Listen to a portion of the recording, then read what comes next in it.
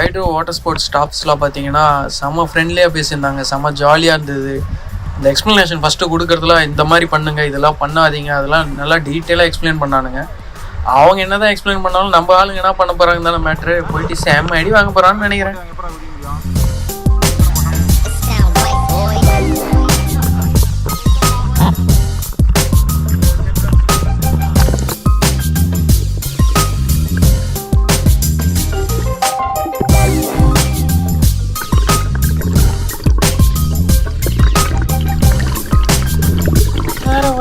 GoPro கடிச்சது தண்ணி உள்ளிட்டுறான், கடல்ல தூக்கி போடுறாரு. என்னைக்காச்சும் கடல் அடிச்சுன்னு போகுது.